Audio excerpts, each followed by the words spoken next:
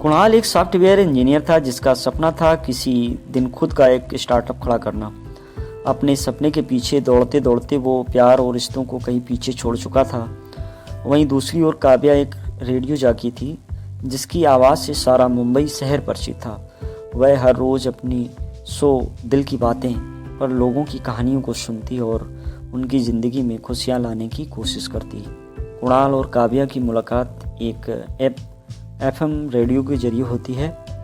कुणाल अपनी रातें अक्सर कुकू एफएम पर अलग अलग पॉडकास्ट को सुनते हुए बिताता था और वहीं उसने काव्या का शो भी सुना। काव्या की आवाज़ में एक अजीब सा जादू था जो कुणाल को बार बार उसकी ओर खींच ला रहा था। काव्या के शो में हर रोज़ एक नया कॉलर अपनी कहानी शेयर करता और काव्या उनकी बातों को बड़े ध्यान से सुनकर उन्हें सलाह देती थी। कुणाल को ये बात बहुत पसंद आई कि काव्या लोगों की ज़िंदगियों में इस तरह खुशी बांटती रही है। धीरे धीरे कुणाल को एहसास हुआ कि वह खुद काव्या से बात करने की चाहत रखने लगा है। एक दिन कुणाल ने हिम्मत करके काव्या के शो में कॉल किया। उसे यकीन नहीं था कि उसकी कॉल ऑन एयर जाएगी, लेकिन भाग्य ने उसका साथ दिया। जब उसकी कॉल लगी तो काव्या ने वही जादुई आवाज़ में कहा, हेलो, यह है दिल की बातें, मैं हूँ आपकी होस्ट काव्या, कौन है हमारे साथ लाइन पर।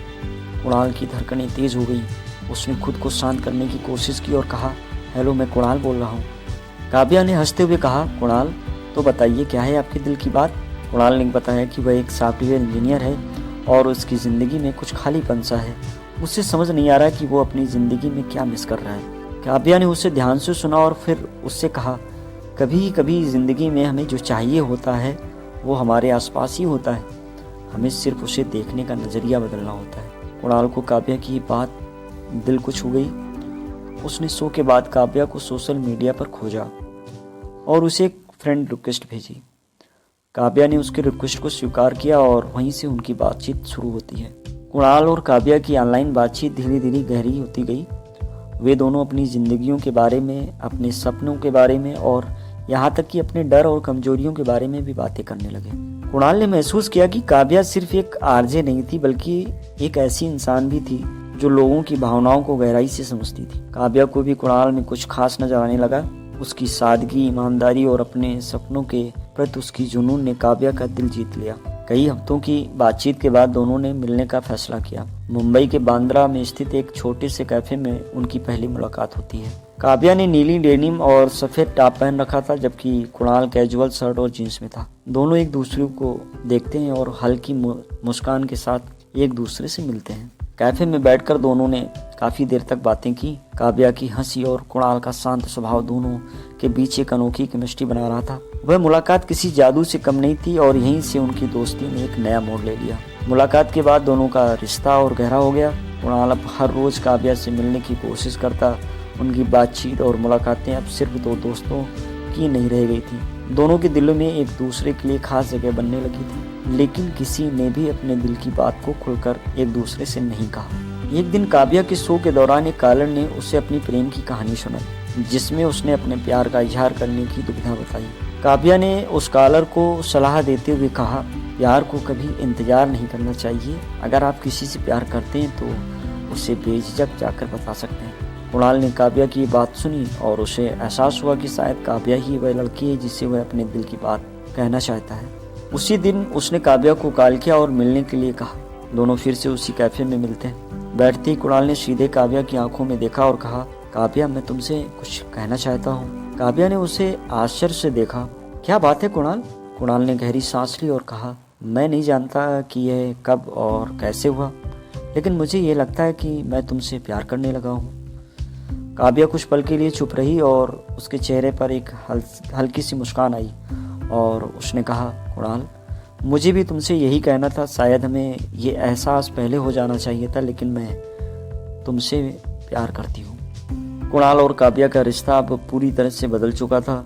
दोनों के बीच प्यार का इजहार हो चुका था और वे एक दूसरे के साथ वक्त बिताने लगे। लेकिन जैसे जैसे उनका रिश्ता गहराता गया, वैसे वैसे उनकी ज़िंदगी में कुछ चुनौतियां भी आने लगी। कुणाल का स्टार्टअप अब धीरे धीरे सफल हो रहा था, लेकिन इसके साथ ही उसका काम का बोझ बढ़ता जा रहा था। वह अपनी कंपनी को सफल बनाने के लिए दिन रात मेहनत कर रहा था और इस वजह से वह काव्या को ज़्यादा वक्त नहीं दे पा रहा था। और काव्या को भी अपने शो और काम के चलते काफ़ी बिजी रहना पड़ता था।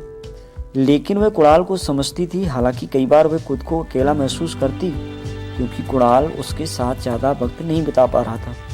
धीरे धीरे उनके बीच छोटी छोटी बातों को लेकर झगड़े होने लगे।